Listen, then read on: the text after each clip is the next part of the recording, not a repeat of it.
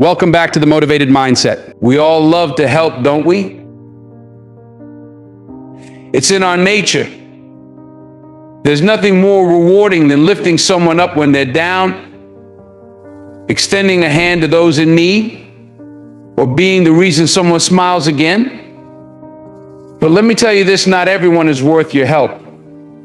I know that might sound harsh, but listen carefully, because this is the truth we all need to hear. You see, not every hand that reaches out deserves to be held. Not every cry for help comes from a place of sincerity. And not every person you help will appreciate or even benefit from your efforts. That's why tonight I want to talk to you about 7 types of people you should not help. These aren't just my opinions, they're lessons life has taught me and countless others. So sit tight, lean in, and let's get real about this. 1, the entitled. You know who I'm talking about. The ones who strut into your life like they own the place, as if your world exists solely to serve theirs. They don't say, "Could you help me?" Oh no. That would imply humility, a request, or even the tiniest ounce of gratitude. Instead, they walk in with an attitude that says loud and clear, "You owe me." It's not a favor in their eyes, it's their birthright. These are the folks who expect you to put your life on hold for them. They expect you to answer their calls at midnight, drop everything to solve their problems, or pick up the slack they've left behind. And let me tell you, they won't even bat an eyelash as they do it. In their mind, this is just how the world works. Now, don't get me wrong, helping others is a wonderful thing. It's one of the most noble and fulfilling acts you can do as a human being. But entitlement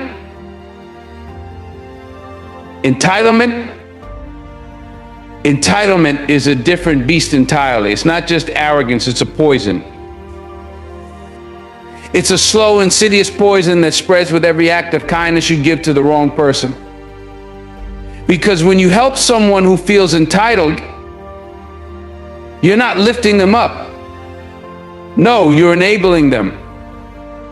You're teaching them that their inflated sense of self is justified. You're reinforcing the dangerous idea that they don't have to work for what they want because someone else will always pick up the pieces. And the more you give, the more they take without a second thought, without a word of thanks. Think about it. How does it feel when you give your time, your energy, your heart, and it's met with an attitude of "that's it," or "well, of course you did"? Doesn't feel good, does it? It feels like being used, and that's exactly what's happening. The truth is, you don't owe anyone anything. Let me say that again for the people in the back. You don't owe anyone anything. Your kindness is a gift, not a debt to be repaid. It's something precious, something you choose to give out of the goodness of your heart, not because someone expects or demands it. Now, here's where it gets tough. Sometimes the entitled people in our lives are the ones we care about the most. A family member, a close friend, someone we've known for years. And because we love them, we make excuses for them. We say, "Oh, that's just how they are," or "they're going through a tough time." But let me tell you something, love doesn't mean enabling bad behavior. Love means setting boundaries. It means knowing when to say, enough is enough. Because if you keep giving to someone who feels entitled, you're not just wasting your energy, you're taking it away from someone who truly needs it, someone who would cherish it, value it, and grow from it. And let's talk about growth for a minute. Helping someone who feels entitled doesn't just hurt you, it hurts them too. You're robbing them of the opportunity to learn, to struggle, to grow. When you hand someone everything on a silver platter, they don't learn how to work for it. They don't learn the value of perseverance, of effort, of gratitude. Life isn't about what you're given, it's about what you earn. It's about rolling up your sleeves, putting in the work, and appreciating the journey as much as the destination. And the entitled, they miss out on all of that because they're too busy expecting the world to come to them. So what do you do when you encounter someone with this attitude? How do you handle the entitled? First, recognize them for what they are. Pay attention to their patterns. Are they always taking but never giving? Do they treat your kindness as a right rather than a privilege? If the answer is yes, it's time to take a step back. Next, set boundaries. And I know that's easier said than done, especially when emotions are involved. But boundaries are essential not just for your sanity, but for theirs. Let them know that your time and energy are not infinite. That you're there to support them, not to serve them. And finally, don't feel guilty. I'll say that again because it's important. Don't feel guilty. Saying no to someone who feels entitled doesn't make you a bad person. It makes you a wise one. It means you're valuing yourself and your resources. Remember this: helping someone isn't about feeding their ego or fulfilling their expectations. It's about making a meaningful impact. And you can't do that with someone who feels entitled because they'll never see the value in what you're offering. So save your kindness for the ones who will appreciate it, the ones who will use it to better themselves and pay it forward. Because when you help the right people, the impact is endless. But when you help the entitled, you're just pouring water into a broken cup. Don't let anyone make you feel obligated to give what you don't have. Your kindness is a gift. Give it wisely. 2, the perpetual victim. The perpetual victim. The one who always has a story. And not just any story, but a tale of woe, heartbreak, and betrayal. Every time you turn around, they've been wronged. The world's out to get them. Life just keeps throwing curveballs, and it seems like they're the only ones who get hit. You know the type, right? The professional complainers. They're the ones who live their life with a chip on their shoulder, walking around like the universe owes them something. Let me be clear, we all go through tough times. We all have those seasons where we feel like we're standing in the middle of a storm, rain pouring down, winds howling, and we're just trying to keep our heads above water.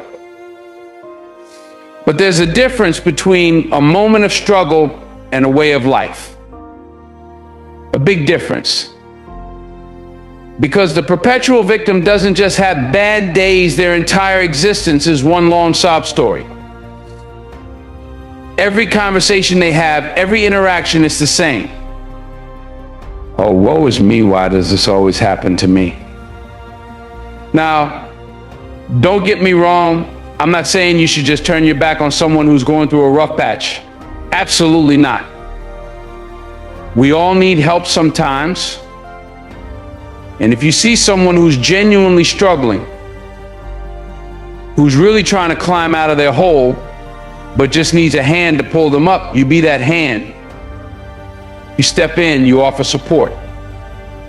But you need to recognize the difference between someone who wants help and someone who is addicted to the role of the victim. See, the perpetual victim doesn't want solutions. No. They don't want you to help them rise up. They want you to stay down with them in the pit. Why? Because misery loves company. And you better believe if you're not careful, they'll pull you in. They'll have you feeling like the world owes you something too. You'll start questioning your own worth, your own journey, because they've got you trapped in their web of negativity. And let me tell you, when you're stuck in that web, it's hard to get out. They drain your energy. They steal your hope. They're like a black hole of despair. The more you try to help, the more they pull you down. The biggest trap here is that you might feel guilty. You might feel like you're a bad person for not wanting to engage with their misery. But here's the truth: helping the perpetual victim isn't doing them any favors. It's enabling them. It's feeding their addiction to suffering.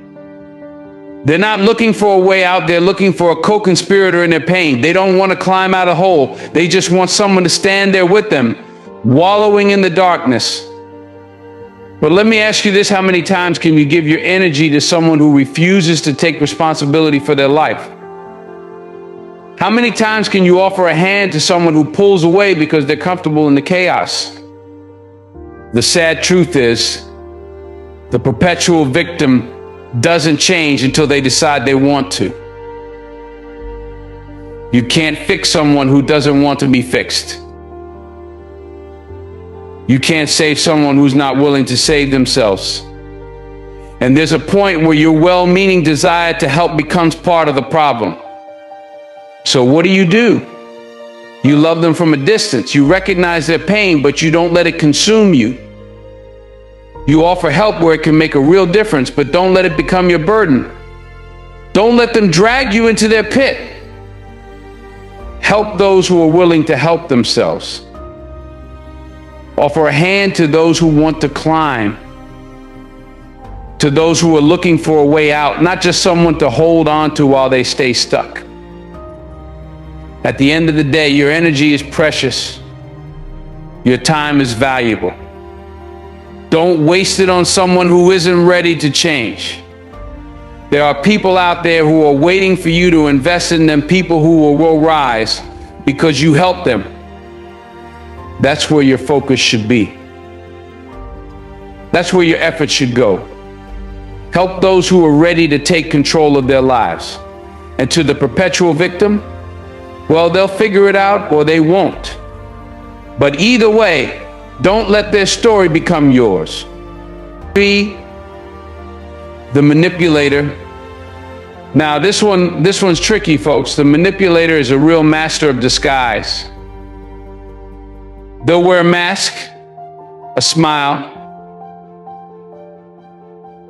and sometimes even tears, all in the perfect timing to reel you in. You might think you're helping someone in need, but let me tell you something: what you're dealing with is not a person in distress. It's a strategist. A calculated player who's out to take what they can from you without ever giving anything back. They've studied the game, and they know exactly how to work your emotions. They'll come at you with that pitiful story, that look in their eyes, the one that says, "I'm at rock bottom." They'll tug at your heartstrings, make you feel like the only decent thing to do is to offer them your help. And they know it. They can smell your kindness from a mile away. And they know exactly how to get you to feel guilty, how to get you to feel like if you don't step in, you're the bad guy. They'll put the pressure on, wrap you up in their drama, and you'll find yourself caught in a web of their making. But here's the truth: they don't want your help. No, they don't want your assistance to better their life.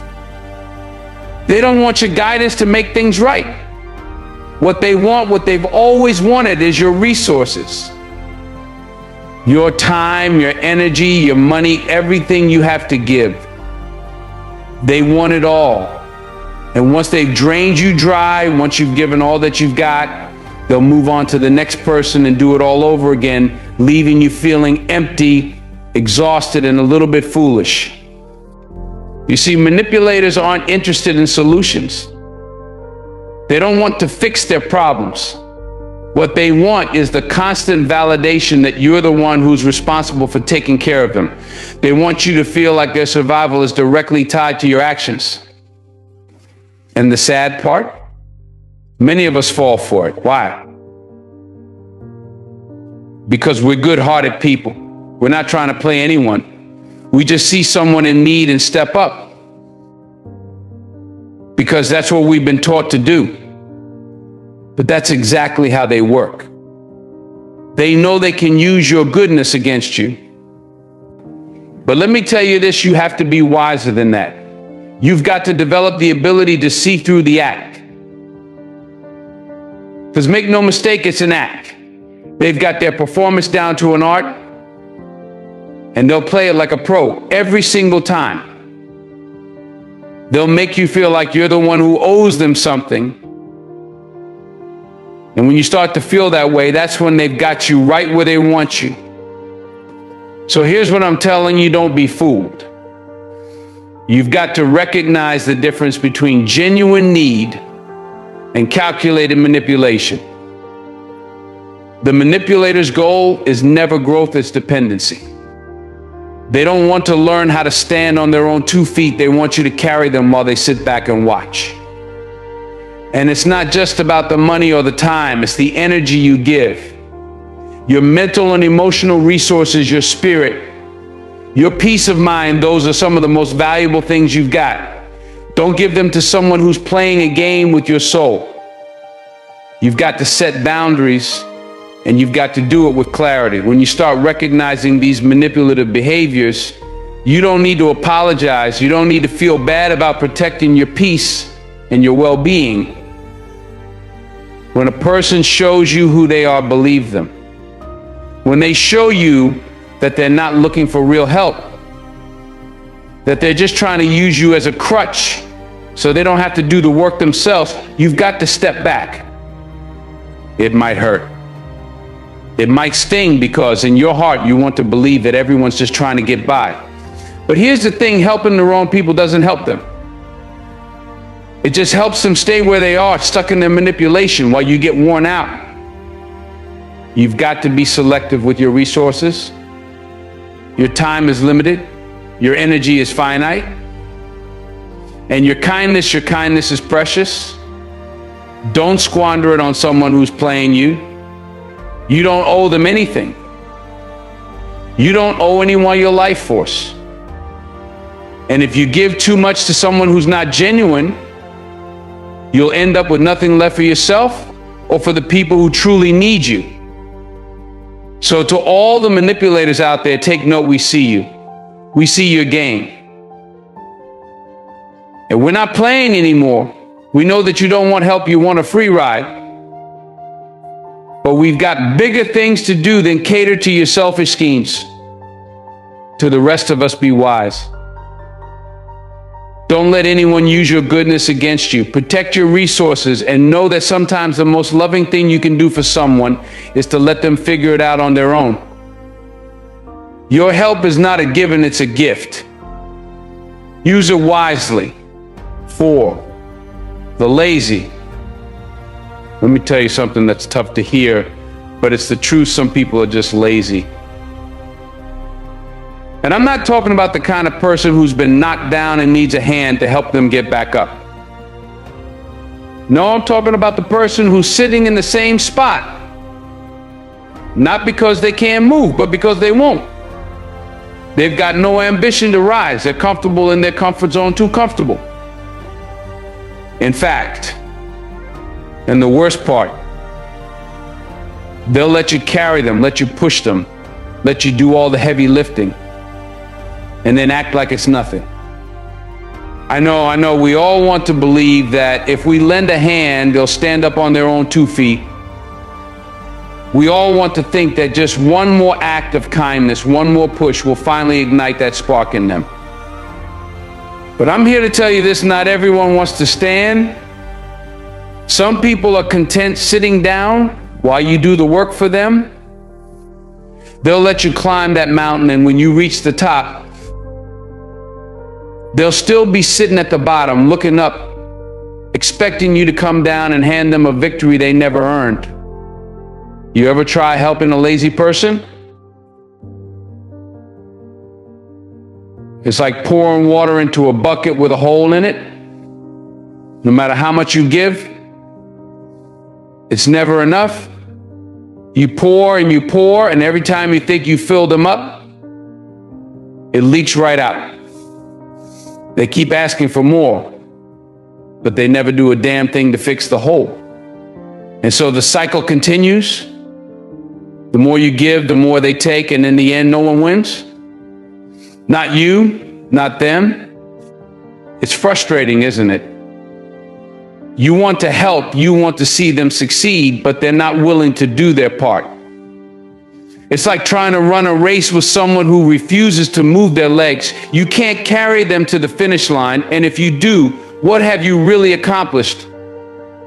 Nothing. You've just exhausted yourself, and they're still standing there waiting for the next person to do the work. Now, let me be clear. I'm not saying don't help people. I'm not saying you shouldn't lift someone up who's genuinely struggling. But there's a big difference between someone who's stuck and someone who's just comfortable staying stuck. There's a difference between someone who's trying to break free and someone who's just fine with being where they are, waiting for someone else to get them out of their mess. If they're not willing to put in any effort, don't waste your time. You cannot save someone who's not willing to save themselves. Some folks have a mindset that's just straight up dangerous. They'll talk about their dreams, they'll talk about their goals, but when you ask them what they've done to get closer to those goals, they'll tell you, well, I'm waiting for the right opportunity. Or they'll say, I just need a break. They don't realize that success isn't handed to you. It's earned. And it's earned with sweat. It's earned with grind. It's earned with effort. But lazy people, they're waiting for a handout. Look, I get it. Life can knock you down. We all face challenges. We all face moments when we need help, when we need support. But don't confuse a need for support with an unwillingness to move forward. If you're stuck, get up and move. Start with baby steps. Don't sit there and wait for someone else to come along and drag you out. When you help the lazy, you're enabling them. You're teaching them that they don't need to work for what they want. You're reinforcing the idea that someone will always be there to do the work for them. But here's the hard truth: you can't do that for them. And if you do, you're not doing them any favors. You're holding them back. At some point, you have to ask yourself, is this person worth my time and energy? Are they even trying? Are they meeting you halfway? Or are you just wasting your time on someone who's never going to move because they don't have the desire to?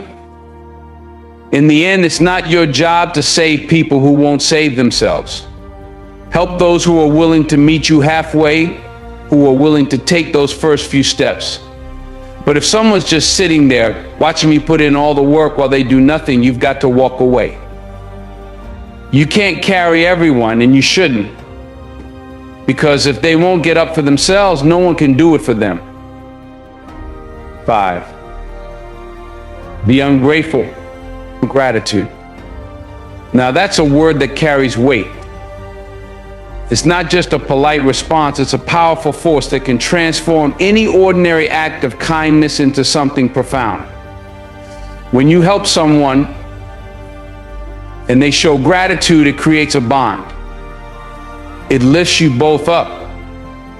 It's like an unspoken agreement that your effort is seen, appreciated, and valued. You feel good because you've done something meaningful. And they feel good because they know someone cares. It's a beautiful exchange. But let me tell you, there's a whole different breed of people out there, the ungrateful. These folks don't know how to say thank you. In fact, they don't even think they need to. They take your help as though it's their due, as though it was expected, as though you had no choice but to give. And that's the thing that cuts deepest.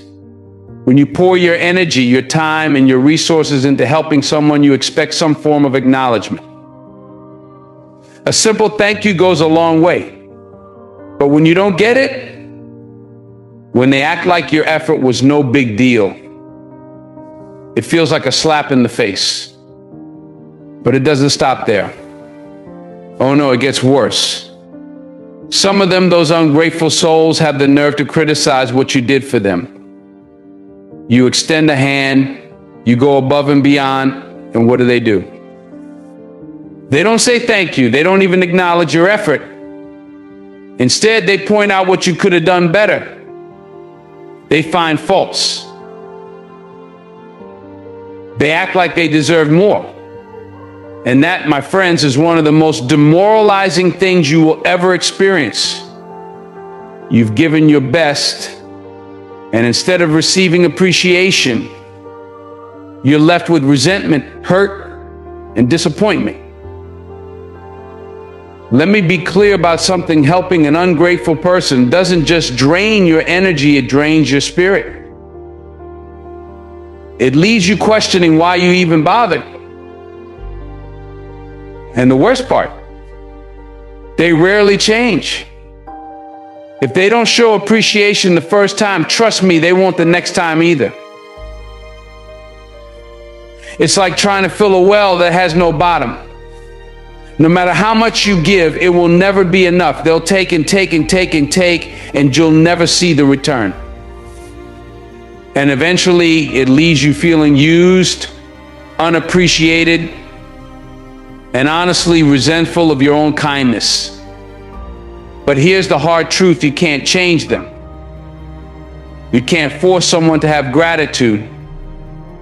You can't teach them to be thankful for what they have, because deep down they think they're entitled to it all. You cannot give to someone who doesn't value what you give. And that's why you have to recognize this early and walk away. Let the ungrateful ones learn their lessons the hard way.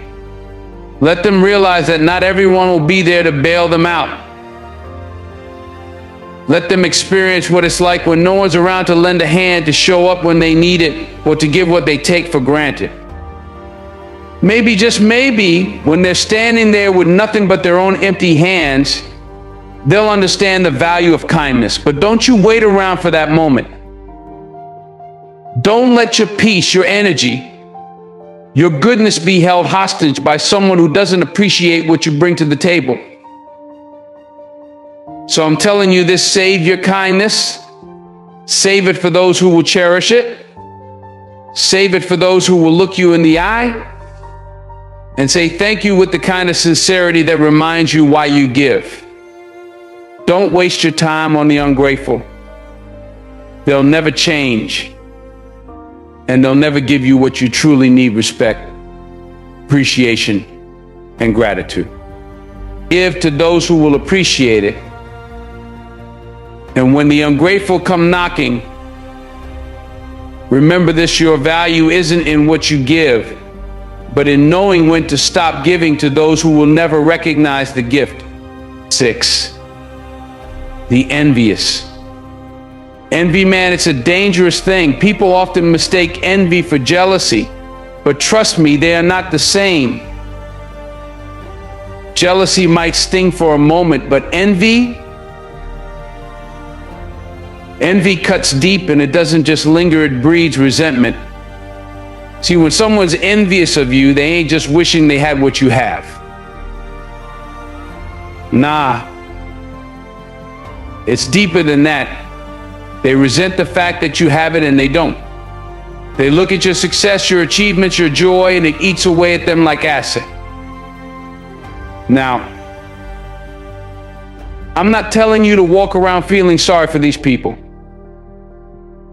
But you need to understand, when you offer your help to someone like this, something dangerous happens. They don't see your help for what it is: help. They see it as a reminder of all the things they think they're missing in life. And here's the kicker: they don't just feel bad about themselves, they start to resent you for making them feel that way. Your success, your kindness, your very presence, it's a mirror that reflects everything they believe they're lacking. And when they look at that mirror, instead of feeling inspired to change, they feel threatened. You know what that feels like, don't you? You've been around people who, instead of showing appreciation for your effort, turn your gift into something toxic. It's like handing them a beautiful bouquet or full bouquet of flowers only for them to crush it in front of you, not out of anger, but because they just can't stand seeing someone else bloom while they're stuck in the weeds. Here's the thing, helping an envious person is like watering a plant that doesn't want to grow. You can pour your time, your resources, your energy into them, but it won't make a difference. No matter how much you try, they won't bloom. Why? Because they're not interested in growth. They're too focused on keeping score. They're not seeking progress, they're seeking a way to bring you down to their level. They want to see you falter, not flourish. Now, I know it ain't always easy to recognize envy when it's right in front of you. A lot of times, the envious person hides behind a smile, a thank you, or I really appreciate you, but don't be fooled. Beneath that smile, beneath those words, lies the silent bitterness of someone who's comparing their life to yours. And let me tell you, you don't need that kind of energy in your life. You don't need people around you who are secretly wishing for your downfall while pretending to be your friend. So what do? You protect yourself, protect your peace, and protect your energy. Be cautious with your kindness.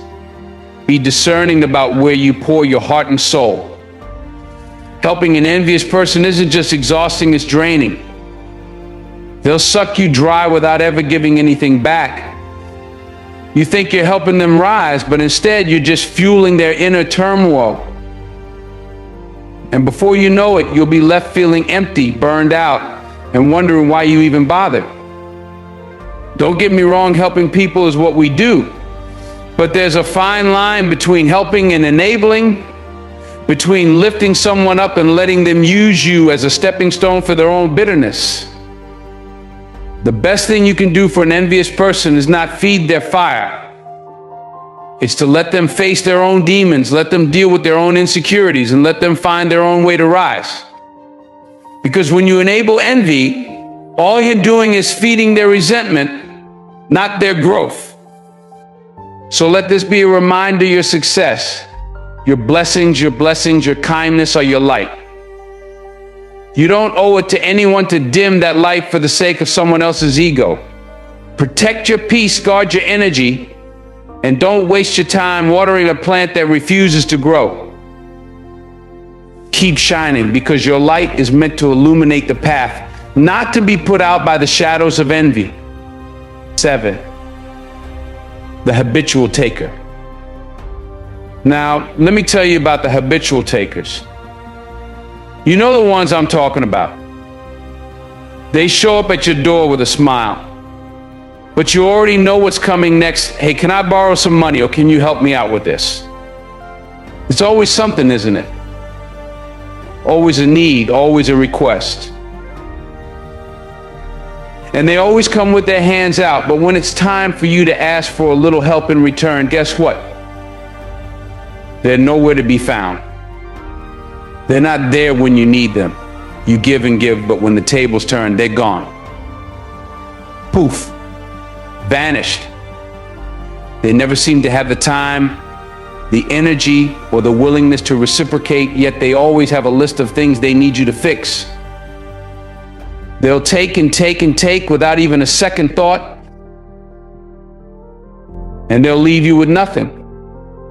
Let me tell you something right here, right now. Helping a habitual taker is like pouring water into a well that has no bottom. No matter how much you give, it's never enough. You could spend your entire life trying to fill that hole, but the moment you turn your back, they'll be right there with a new request, a new problem, a new handout. And when you try to push back, guess what happens? They'll make you feel guilty for even thinking about saying no. You know, I've been there, I've seen it, I've experienced it. You give everything you have to someone, you bend over backward, you sacrifice your time, your energy, your resources, and what do you get in return? Nothing. Absolutely nothing. And not only do you get nothing, but you end up drained. You feel empty. You feel like a shell of yourself because you've been giving away pieces of who you are to someone who has no appreciation for it. Here's the truth, though, and I'm telling you this because I've learned the hard way: takers don't value givers. Oh, no, they don't. They don't see your kindness as a gift, a strength, or a blessing. They see it as a weakness, a tool to use to get what they want. They don't care about you. They care about what you can do for them. And as long as you keep giving, they'll keep taking. But let me be real with you for a second. If you don't stand up for yourself, if you don't learn to say no, they will bleed you dry. They'll suck the life out of you and leave you with nothing but regret and resentment.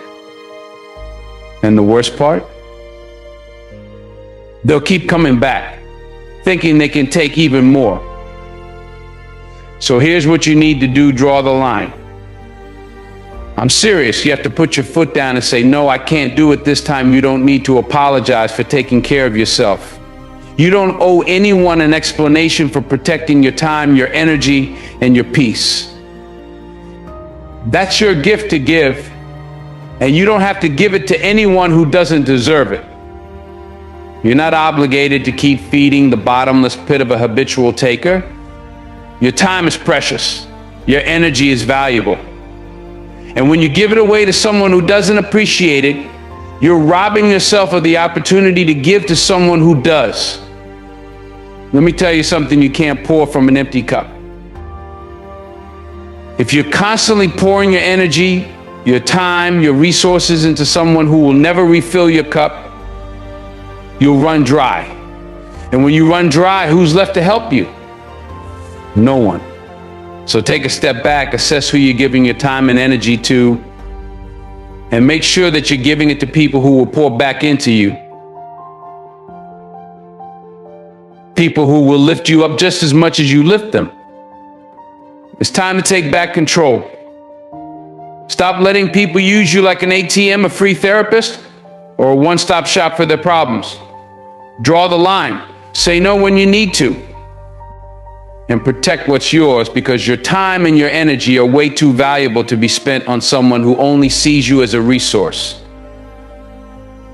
Trust me, when you learn to say no to the habitual takers, you'll open up space in your life for the ones who truly matter.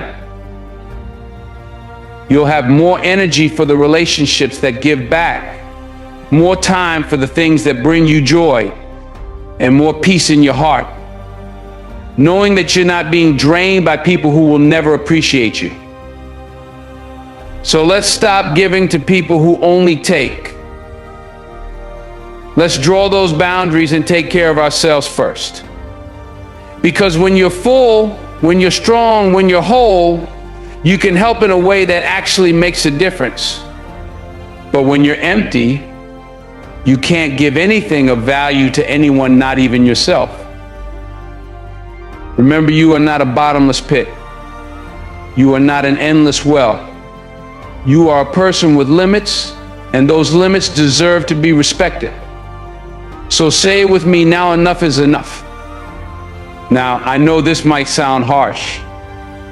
I know it might feel counterintuitive to the kind-giving nature that so many of us have. But sometimes the best way to help someone is to step back. Let them face their struggles. Let them learn their lessons. Helping the wrong people doesn't just hurt you, it hurts them too. It enables bad behavior, stunts growth, and prevents them from taking responsibility for their lives. So be wise. Be discerning. Help the ones who truly need it and who will grow from it. And to the rest, let them figure it out on their own. Because at the end of the day, your kindness is precious. Don't let it be taken for granted. Don't let it be wasted. Thank you, and God bless you.